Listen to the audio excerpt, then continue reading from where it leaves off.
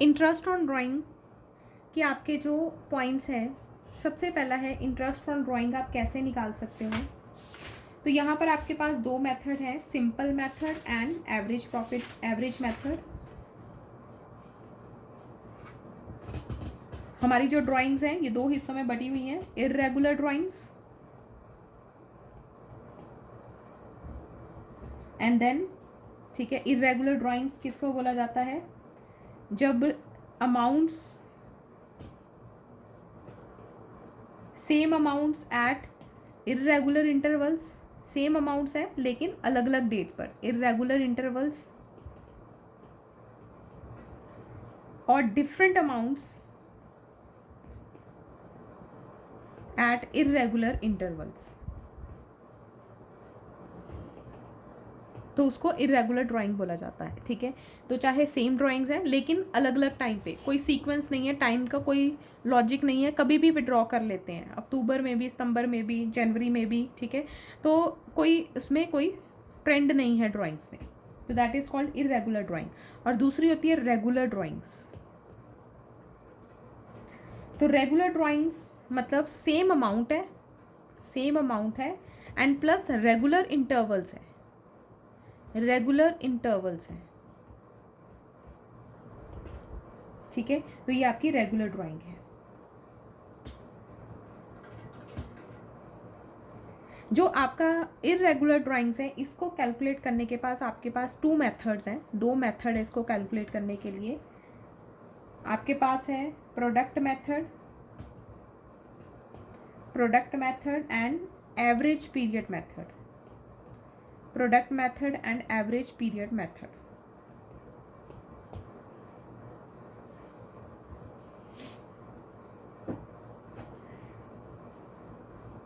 ठीक है, तो पहला मेथड है प्रोडक्ट मेथड। प्रोडक्ट मेथड कब यूज होता है, जब unequal amount is withdrawn at different dates. तो कोई सीक्वेंस नहीं है डेट्स का, अलग अलग डेट्स पे विड्रॉ होती है, मतलब देयर आर इरेगुलर ड्राइंग्स हैं। ठीक है, तो यहाँ पे हम दो मेथड यूज़ कर सकते हैं, सिंपल मेथड, प्रोडक्ट मेथड, दोनों से आंसर सेम आएगा।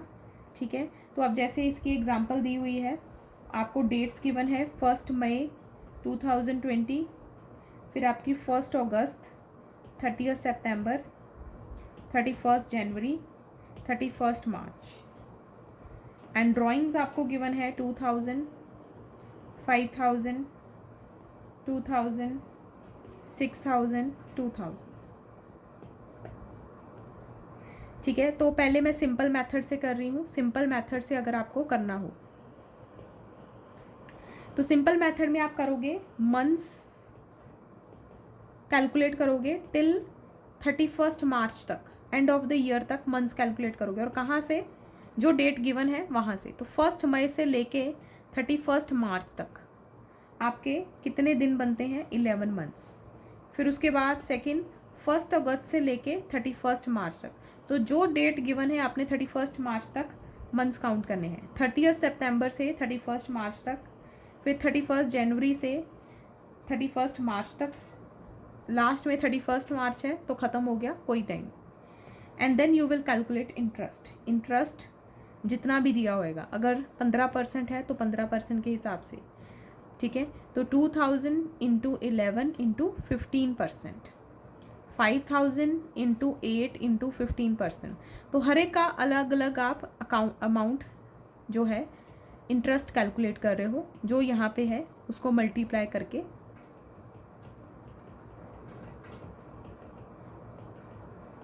ठीक है, तो ये टाइम है तो टाइम लगा के इंटू रेट।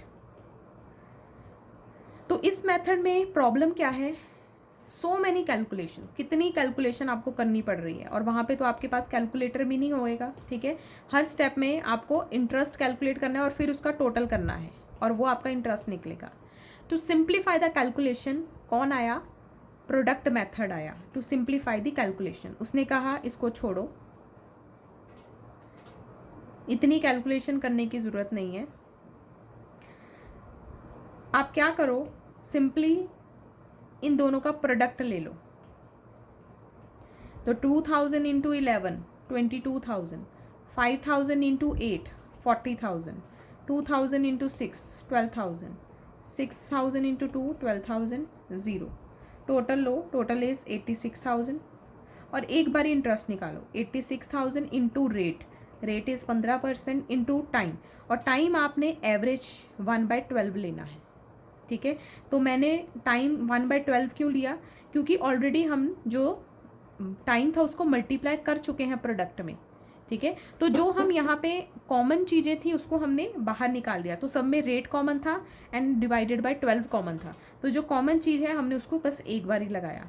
तो ये प्रोडक्ट मेथड के कारण आपकी कैलकुलेशन ईजी हो गई और आपका रेट ऑफ इंटरेस्ट आ जाएगा 1075। तो ये था आपका प्रोडक्ट मेथड। एंड देन आपका सेकेंड मेथड है average period method. Average period method कब यूज होता है, जब रेगुलर ड्राइंग्स होती हैं, रेगुलर ड्राइंग्स। ठीक है, रेगुलर ड्राइंग्स मतलब अमाउंट भी यूनिफॉर्म है, अमाउंट भी यूनिफॉर्म है, एक जैसी है, अमाउंट इज यूनिफॉर्म। एंड दूसरा इंटरवल, जब आपने पैसे निकाले उसके बीच का time gap, interval between two drawings is equal. तो अमाउंट भी यूनिफॉर्म है, interval between two drawing is also equal. ठीक है, तो यहाँ पे आपको एवरेज पीरियड मेथड यूज़ करना है। तो यहाँ पे फॉर्मूला क्या है इंटरेस्ट ऑन ड्राइंग कैलकुलेट करने का।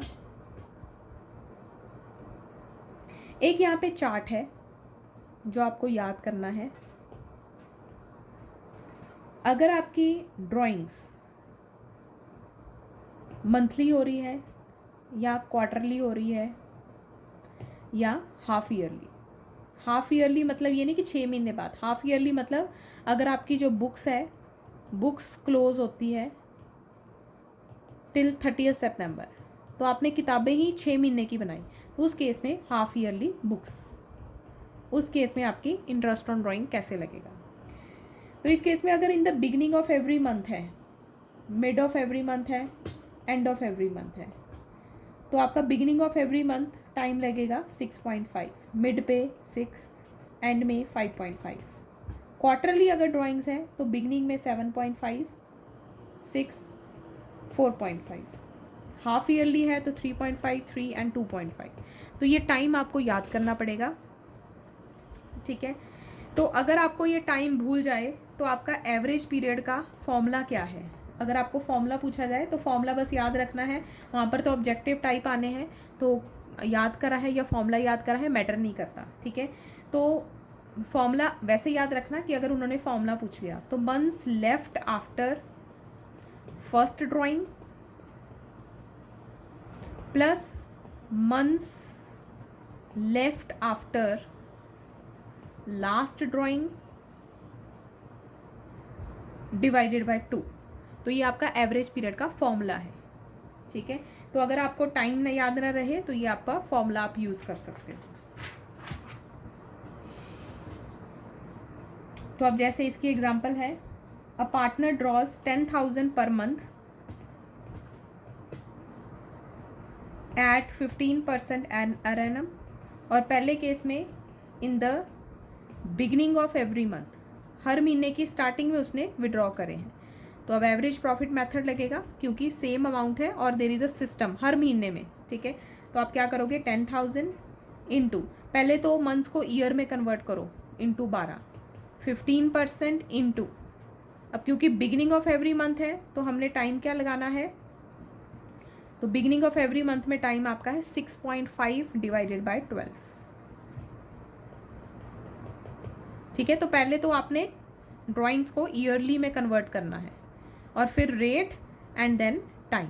टाइम आपका बिगिनिंग ऑफ एवरी मंथ है तो 6.5 लगेगा, मिड ऑफ एवरी मंथ है तो 6/12, एंड ऑफ एवरी मंथ है तो 5.5/12, और यही अगर क्वार्टरली ड्राइंग्स है तो 7.5, 6 एंड 5.5, 4.5।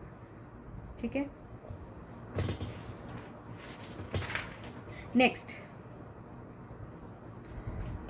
नोट क्या है, if no time is mention, अगर कोई टाइम ही मेंशन नहीं है, if no time is mention, then जो आपका इंटरेस्ट ऑन ड्राइंग है is assumed to be 6 months. तो हमने 6 महीने लेके चलना है ऑन एन एवरेज। तो अगर कोई टाइम नहीं मेंशन, और ये बहुत इंपॉर्टेंट पॉइंट है, इस चैप्टर में 3 मेन अजम्पशंस है, 3 मेन अजम्पशंस है इस चैप्टर की। इस पूरे चैप्टर की 3 मेन अजम्पशंस है। पहला, अगर प्रॉफिट शेयरिंग रेशियो मिसिंग है तो आपने इक्वल लेनी है। दूसरा, इंटरेस्ट ऑन ड्राइंग अगर मिसिंग है, टाइम, इंटरेस्ट ऑन ड्राइंग का टाइम अगर मिसिंग है तो आपने 6 मंथ्स लेने हैं। एंड तीसरा, अगर आपका इंटरेस्ट ऑन लोन मिसिंग है, जो पार्टनर ने फर्म को दिया है, पार्टनर ने फर्म को दिया है लोन, तो उसके ऊपर आपने 6% पर एनम। तो इस पूरे चैप्टर की ये 3 मेन अजम्पशंस हैं जो आप कभी भी भूलना नहीं, ठीक है। तो ये चैप्टर में ये 3 मेन अजम्पशंस आपने हमेशा याद रखनी है, क्योंकि पूरे चैप्टर में यही याद करने वाली चीज़ है।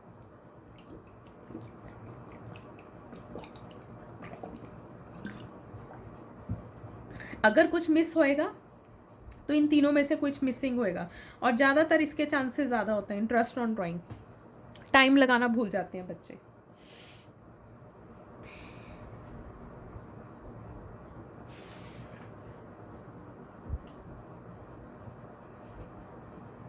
और इसकी जर्नल एंट्री, अच्छा दूसरा working note number 2, time is important, time is important only in case of per annum. अगर रेट के साथ पर एनम लिखा होता है तब टाइम लगता है, अगर ये पर एनम नहीं लिखा तो कोई टाइम नहीं लगेगा। तो this is again very important point.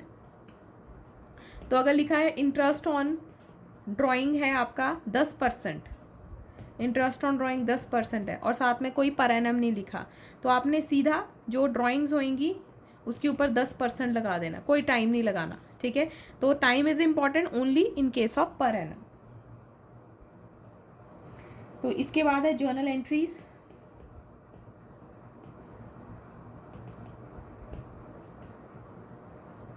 अगर कैपिटल्स आर फिक्स्ड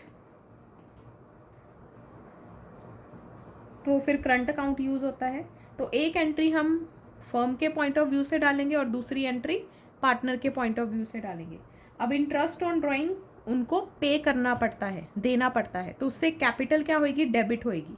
तो पार्टनर्स करंट अकाउंट, तो जब भी कोई चीज़ देनी है उन्होंने तो उनका करंट अकाउंट डेबिट होएगा, और जब उनको चीज़ मिलनी है तो उसकी कैपिटल क्रेडिट होएगी, ठीक है, टू इंटरेस्ट ऑन ड्राइंग। तो ये हमने एंट्री पार्टनर के पॉइंट ऑफ व्यू से डाली है, और दूसरी एंट्री हम किसके पॉइंट ऑफ व्यू से डालेंगे, फर्म के पॉइंट ऑफ व्यू से। तो हम P&L एप्रोप्रिएशन अकाउंट में इंटरेस्ट ऑन ड्राइंग किस साइड लिखते हैं, बाय इंटरेस्ट ऑन ड्राइंग। तो P&L एप्रोप्रिएशन अकाउंट क्या हुआ, क्रेडिट हुआ, ठीक है। तो फर्म के लिए ये इनकम है, तो इसलिए यहाँ पे to P&L appropriation account, P&L appropriation account, P&L appropriation account will be credited, ठीक है, क्योंकि फर्म के लिए इनकम है। तो किसकी वजह से, इंटरेस्ट ऑन ड्राइंग्स। और अगर फ्लक्चुएटिंग कैपिटल है तो बस करंट अकाउंट की जगह पे कैपिटल अकाउंट आ जाएगा। तो partners capital account to interest on drawing, and दूसरा interest on drawing to P&L appropriation account. एक एंट्री फर्म के पॉइंट ऑफ व्यू से और दूसरी एंट्री पार्टनर के पॉइंट ऑफ व्यू से। फर्म के लिए जो चीज़ खर्चा होएगी, पार्टनर के लिए वो इनकम होएगी। तो ये था आपका ड्राइंग्स को लेके सारे पॉइंट्स। अब हमने लास्ट क्या करना है, इंटरेस्ट ऑन कैपिटल।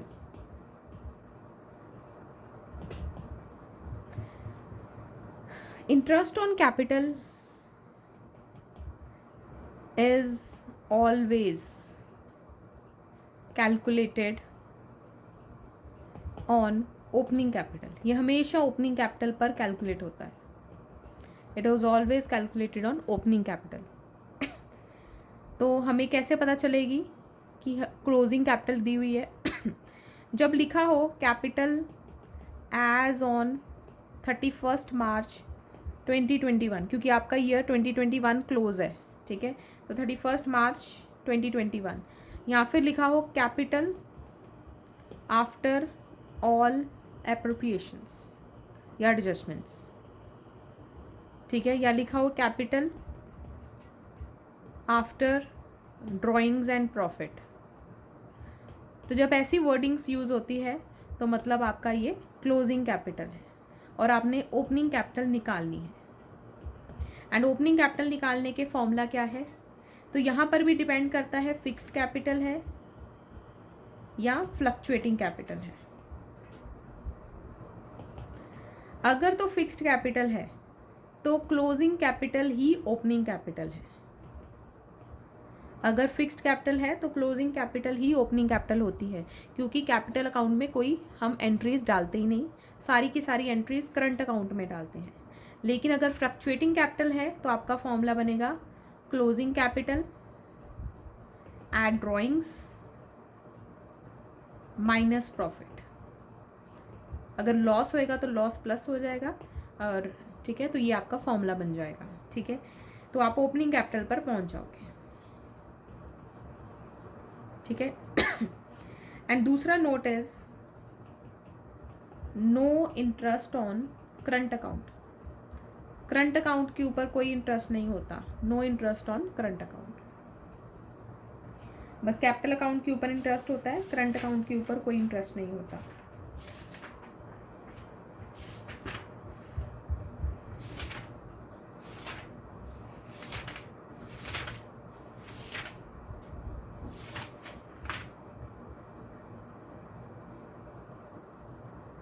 गिवन होएगा,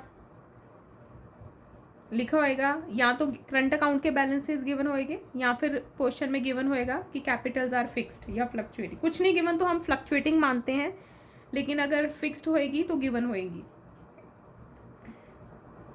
और दूसरी बात, जो इंटरेस्ट ऑन कैपिटल है it is an appropriation of profit.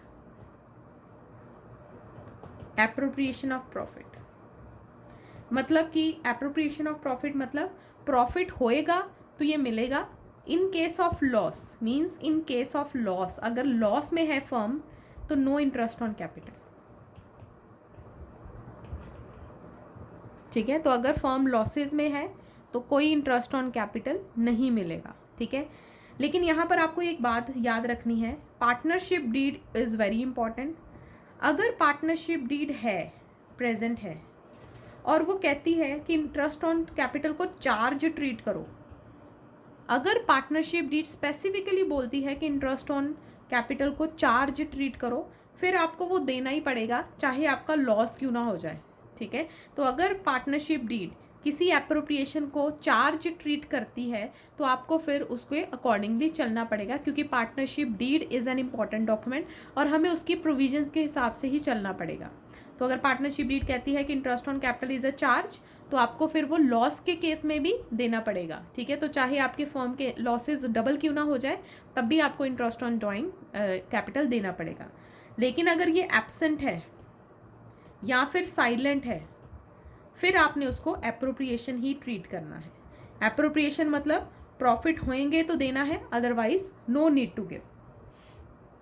तो अब इसके साथ आपकी इलस्ट्रेशन 15 है, इलस्ट्रेशन 15 जिसको हम रिवाइज कर लेते हैं, क्योंकि वहाँ पर एप्रोप्रिएशन है या चार्ज है, इसके सारे पॉइंट्स कवर हैं। Illustration 15 page number 2.30। मेरी बुक पुरानी है तो शायद थोड़ा पेज का डिफरेंस हो सकता है। तो इंटरेस्ट ऑन कैपिटल का अपना वो निकाल लो, हेडिंग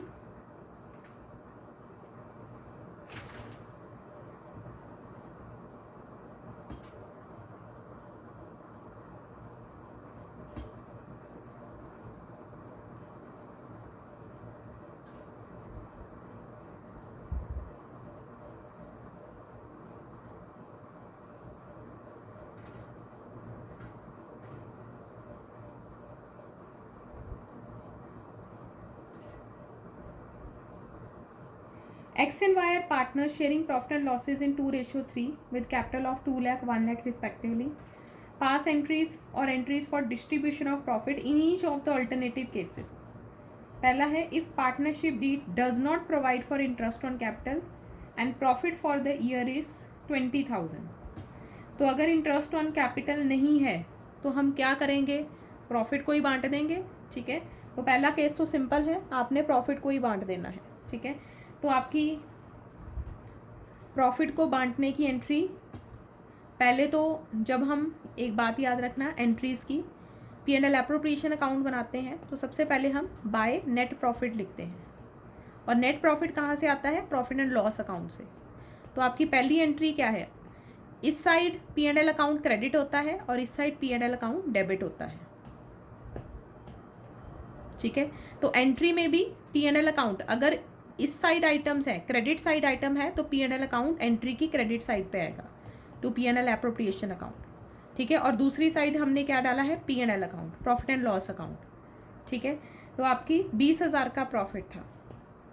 एंड देन अब क्योंकि इंटरेस्ट ऑन कैपिटल है नहीं, तो आपने क्या करा, सारा का सारा profit transfer to X capital Y's capital. किस रेशो में, 2:3 में बांट देना है। तो सेकेंड एंट्री विल बी, अब क्योंकि ये डेबिट साइड पे है तो P&L एप्रोप्रिएशन अकाउंट डेबिट हो जाएगा, to X capital to Y's capital. ठीक है, तो आपने P&L एप्रोप्रिएशन अकाउंट में सोचना है कि कौन सी आइटम किस साइड पे है। तो अगर P&L एप्रोप्रिएशन की वो क्रेडिट साइड पे है, पर मैम अभी तो हमारे पास प्रॉफिट है, तो हाँ हमने प्रॉफिट ही बांटा है, प्रॉफिट ही बांटा है। नहीं, फिर इंटरेस्ट ऑन कैपिटल नहीं लगेगा। उन्होंने कहा है कि देना ही नहीं, does not provide for interest on capital. Partnership deal में इंटरेस्ट ऑन कैपिटल के बारे में कुछ लिखा नहीं, तो अगर नहीं लिखा तो हम अपनी मर्जी से थोड़ी देंगे, तो हम प्रॉफिट को ही डिस्ट्रीब्यूट कर देंगे। ठीक है, तो यहाँ पे आपका प्रॉफिट एंड लॉस, अगर आइटम क्रेडिट साइड पे है तो profit and loss appropriation account credit होएगा, और अगर आइटम डेबिट साइड पे है तो profit and loss account appropriation debit होएगा। ठीक है, नेक्स्ट एंट्री इस, क्योंकि आपके MCQs में ऐसे बहुत क्वेश्चन जर्नल एंट्री के बेसिस पर है कि बताओ P&L एप्रोप्रिएशन अकाउंट डेबिट होएगा या क्रेडिट होएगा, इसमें ये आइटम डेबिट होएगी या क्रेडिट। तो जर्नल एंट्रीज पर भी आपने ध्यान देना है कि कौन डेबिट हो रहा है कौन क्रेडिट हो रहा है। ठीक है, case 2, if partnership deed provides for interest on capital at 6% per annum and there is a loss, तो P&L appropriation में लॉस है, तो लॉस आपका 2 साइड पे आता है, P&L अकाउंट लॉस 15,000। अब हमने क्या पढ़ा, पार्टनरशिप डीड साइलेंट है कि हम उसको चार्ज ट्रीट करें कि एप्रोप्रिएशन, तो हम उस केस में उसको एप्रोप्रिएशन ट्रीट करेंगे और हम कोई इंटरेस्ट ऑन कैपिटल नहीं देंगे इन केस ऑफ लॉस। तो इस केस में हम अगेन लॉस ही डिस्ट्रीब्यूट कर देंगे एक्स एंड वाई में। ठीक है, तो सेकंड केस में हम लॉस ही डिस्ट्रीब्यूट कर देंगे, क्योंकि इन केस ऑफ लॉस हम इंटरेस्ट ऑन कैपिटल नहीं देंगे, तो 15,000 को ही डिस्ट्रीब्यूट करेंगे। तो अभी इस केस में जर्नल एंट्री क्या आएगी आपकी, पहले तो आपने 15,000 का ये लॉस ट्रांसफ़र करना है एंड देन ये क्रेडिट साइड पे है लॉस, तो P&L एप्रोप्रिएशन अकाउंट क्रेडिट होएगा and x capital Y's capital debit होएगी।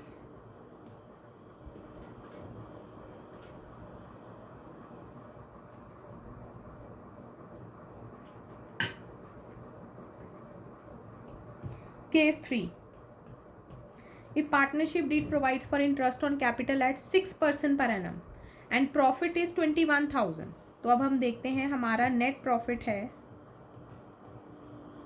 21,000, तो हम देखें इंटरेस्ट ऑन कैपिटल कितना बन रहा है, एक्स का वाई का, एक्स की कैपिटल है 2 लाख इंटू 6% 12,000 एंड वाई की कैपिटल है 1 लाख इंटू 6% 6,000, तो टोटल 18,000 बन रहा है। तो हमारे पास सफिशिएंट प्रॉफिट्स हैं।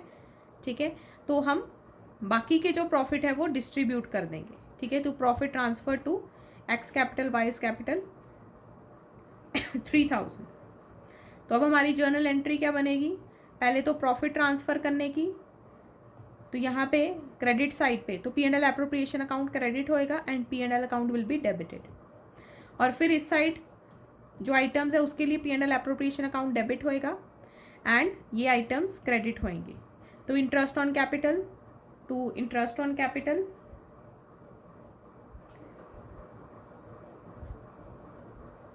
ठीक है, P&L appropriation account debit to interest on capital interest 18,000 and then फिर प्रॉफिट ट्रांसफर करने की P&L appropriation account debit to X capital to Y's capital, ठीक है। And then case 4,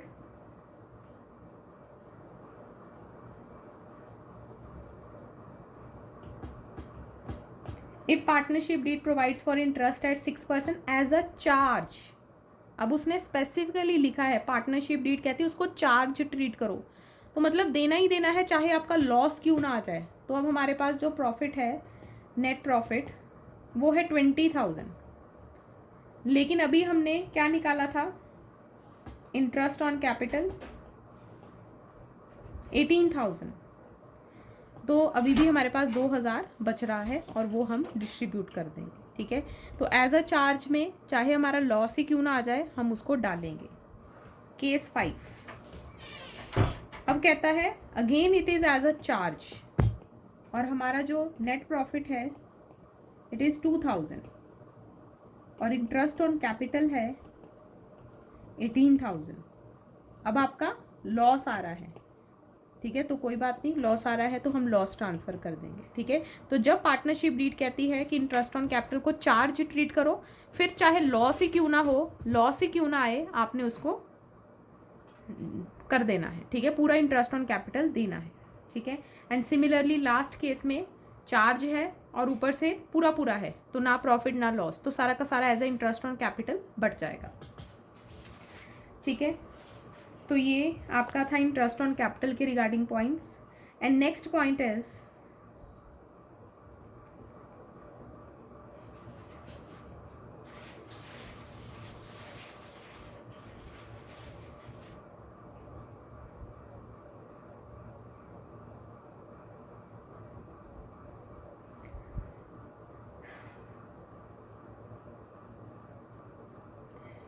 interest on capital when profits available are inadequate। तब हम क्या करेंगे, तो ये आपका इनएडिक्वेसी ऑफ प्रॉफिट का केस है। इनएडिक्वेसी ऑफ प्रॉफिट मतलब आपके पास लॉस नहीं है लेकिन प्रॉफिट पूरा भी नहीं है इंटरेस्ट ऑन कैपिटल देने के लिए। तो आपकी इलस्ट्रेशन 16 है, A and B have capital of 4 lakh, 2 lakh respectively and interest on capital is to be allowed at 6% and net profit for the year आपको दिया हुआ है by profit and loss account। net profit आपके पास है 30,000, ठीक है, to interest on capital. अब जब मैंने इंटरेस्ट ऑन कैपिटल निकाला A एंड B के ऊपर, तो इसका बन रहा है 4 लाख इंटू 6% 24,000 एंड B का बन रहा है 2 लाख इंटू 6% 12,000। तो अब मेरा इंटरेस्ट ज़्यादा बन रहा है 24,000 एंड 12,000, लेकिन मेरे पास प्रॉफिट सिर्फ 30,000 है। तो अब मैं जितना मेरे पास प्रॉफिट है बस उतना ही बांट सकती हूँ, मैं लॉस नहीं लेके आ सकती क्योंकि interest on capital is not a charge. तो जब तक लिखा नहीं हुआ कि ये चार्ज है तब तक मैं उसको लॉस में कन्वर्ट नहीं कर सकती। तो इसलिए अब मुझे मेरे पास जितना प्रॉफिट है मुझे उसको ही डिस्ट्रीब्यूट करना पड़ेगा। अब बात आती है रेशो की, किस रेशो में मैं डिस्ट्रीब्यूट करूँ। तो आंसर विल बी जिस रेशो में इंटरेस्ट ऑन कैपिटल है उस रेशो में। तो इसकी रेशो क्या है 2:1। तो आप इसको 30,000 को 2:1 में बांट दोगे, 20,000 एंड 10,000। तो जितना प्रॉफिट है उतना ही बांट दोगे और किस रेशो में, एप्रोप्रिएशंस के रूप में, ठीक है। तो इंटरेस्ट ऑन कैपिटल की रेशो में आप उसको बांट दोगे।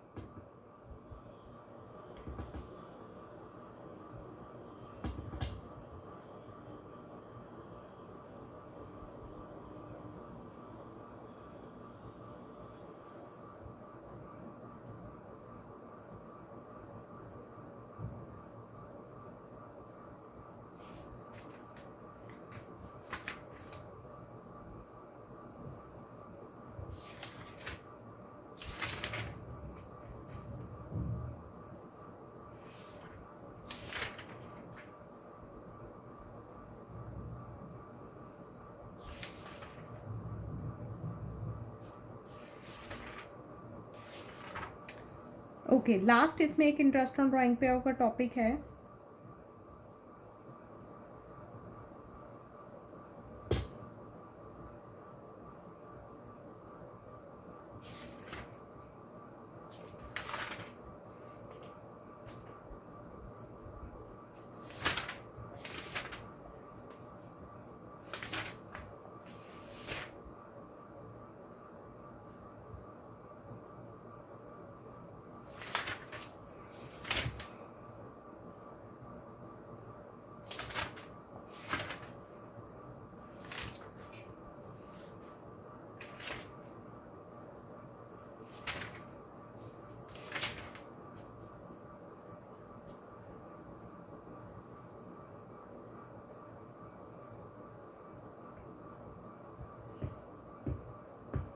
एक्सक्यूज मी मैम, हाँ जी। हम जब इलस्ट्रेशन 16 की है उसमें मतलब हमने इंटरेस्ट ऑन कैपिटल नहीं किया है, प्रॉफिट को ही डिस्ट्रीब्यूट किया है। हाँ, लेकिन इंटरेस्ट ऑन कैपिटल हेड के अंदर, प्रॉफिट को इंटरेस्ट ऑन कैपिटल के हेड के अंदर डिस्ट्रीब्यूट करा है।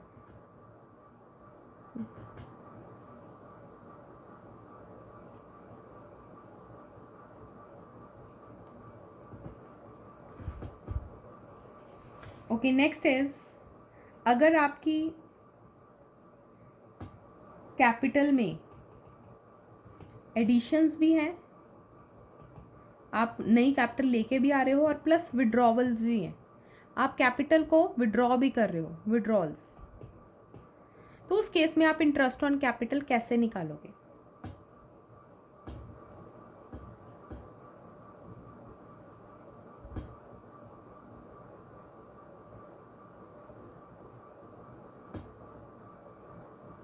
इलस्ट्रेशन 21 है आपकी।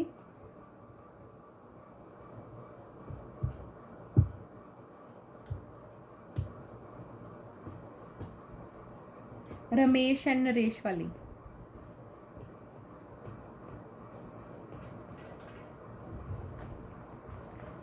Illustration 21, Ramesh and Naresh are partners in a firm and their capital on 1st April 2020 is 2,50,000 and 1,50,000 respectively.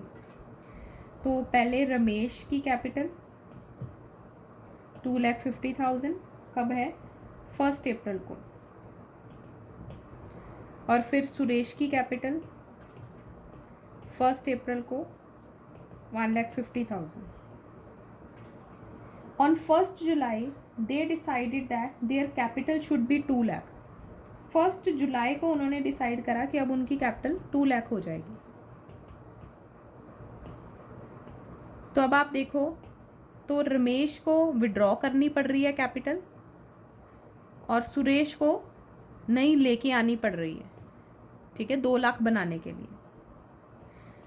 तो whenever there is an addition also, withdrawal also capital, तो आप हमेशा एक चार्ट बनाओगे ऐसे और टिल नेक्स्ट चेंज आप उसको लिखोगे। तो अब जब आपने इंटरेस्ट निकालना है 2,50,000 into rate of interest is 8% into time आपने नेक्स्ट ड्राइंग तक लगाना है। तो 1st अप्रैल से 1st जुलाई तक, अप्रैल मई जून, 1st जुलाई को काउंट नहीं करोगे क्योंकि स्टार्टिंग ऑफ मंथ है। तो 3 मंथ्स का आपका इंटरेस्ट 2,50,000 पर पड़ेगा एंड रिमेनिंग मंथ्स का इंटरेस्ट आपका 2 लाख के ऊपर पड़ेगा, ठीक है। तो टिल नेक्स्ट चेंज आपने टाइम लगाना है। ऐसे ही सुरेश का 1,50,000 इंटू 8% और ये टिल नेक्स्ट चेंज 3 मंथ्स का इसका एंड 2 लाख के ऊपर 8% इंटू 9 मंथ्स। तो whenever there is a addition also and withdrawal also, तो आपने टिल नेक्स्ट चेंज टाइम लगाना है।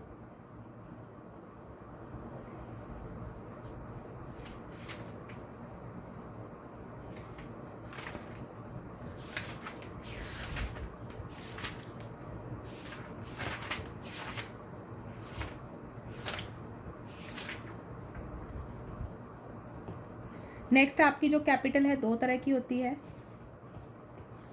फिक्स्ड कैपिटल,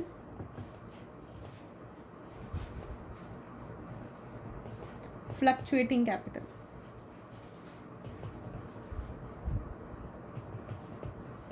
तो फिक्स्ड कैपिटल, आपके फिक्स्ड कैपिटल के अंदर 2 अकाउंट बनते हैं, कैपिटल एंड करंट अकाउंट।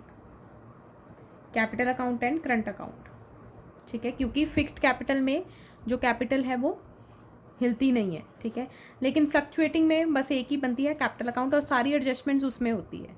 तो इसमें फिक्स्ड कैपिटल में ऑल एडजस्टमेंट्स आर डन इन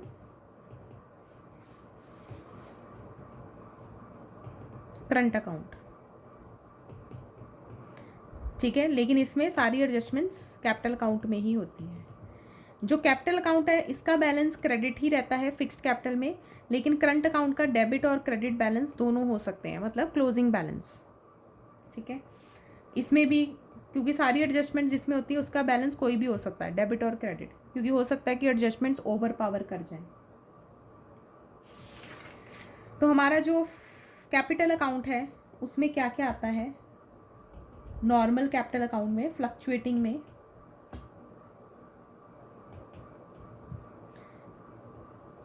तो आपका सबसे पहले बैलेंस ब्रॉट डाउन, उसके बाद जो पार्टनर को salary, commission, interest on capital, P&L appropriation account का प्रॉफिट,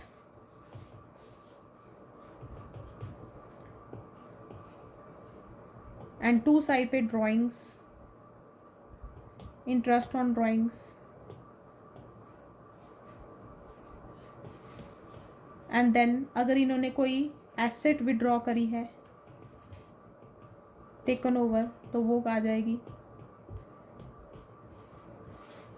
ठीक है। तो ये आपका P&L एप्रोप्रिएशन का अगर लॉस हुआ तो टू साइड पे आ जाएगा। तो ये एडिशनल कैपिटल यहाँ पे आ जाएगी। तो ये सब कुछ आपका कैपिटल अकाउंट में एडजस्टमेंट्स होती हैं, ठीक है। लेकिन अगर आपका फिक्स्ड कैपिटल है तो उसके अंदर दो बनते हैं, कैपिटल अकाउंट एंड दूसरा current account. Capital account fixed रहता है, जो बैलेंस ब्रॉट डाउन है वही कैरी डाउन होएगा, टू बैलेंस कैरी डाउन। लेकिन ऐसी दो एडजस्टमेंट्स हैं जो यहाँ पे आती हैं, सिर्फ दो ऐसी एडजस्टमेंट्स हैं जो फिक्स्ड कैपिटल अकाउंट को हिलाती हैं, और वो कौन सी है, एडिशनल कैपिटल एंड दूसरा विड्रॉल ऑफ कैपिटल। मैं यहाँ पे ड्राइंग्स की बात नहीं कर रही, विड्रॉल ऑफ कैपिटल की बात कर रही हूँ, कैपिटल अगर विड्रॉ हुई, ठीक है। और इसके अलावा जो करंट अकाउंट है इसका बैलेंस, इसका डेबिट और क्रेडिट दोनों बैलेंस हो सकते हैं, ठीक है। और बाकी सारी adjustments, salary, commission, P&L appropriation का प्रॉफिट, ड्राइंग्स, इसको जो नॉर्मल ड्राइंग्स होती है इसको अगेंस्ट प्रॉफिट बोला जाता है, ड्राइंग्स अगेंस्ट प्रॉफिट, ठीक है। ड्राइंग अगेंस्ट कैपिटल मतलब withdrawal of capital, drawing against profit मतलब नॉर्मल ड्राइंग्स है आपकी, ठीक है। तो इन दोनों में कंफ्यूज नहीं होना। इंटरेस्ट ऑन ड्राइंग्स, तो ये सारी एडजस्टमेंट्स आपकी करंट अकाउंट में आती हैं, ठीक है, और ये क्लोज हो जाता है। तो फिक्स्ड कैपिटल में बस दो एडजस्टमेंट्स हैं जो कैपिटल अकाउंट को हिलाती हैं, एंड ये इंपॉर्टेंट थ्योरी क्वेश्चन बन सकता है, ठीक है। तो ये था आपका सारे एडजस्टमेंट्स, सारा रिवीजन, ठीक है। अब हमारा पास्ट एडजस्टमेंट्स एंड गारंटी रह गया टॉपिक, तो उससे पहले आपको ये सारा ख़त्म करना है। तो now your homework will be 18 के बाद 19 से लेके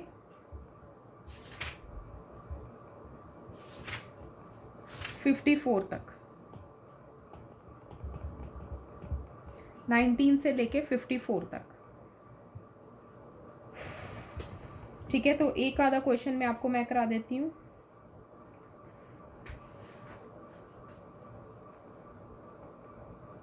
तो ओके, टाइम हो गया है 4:30।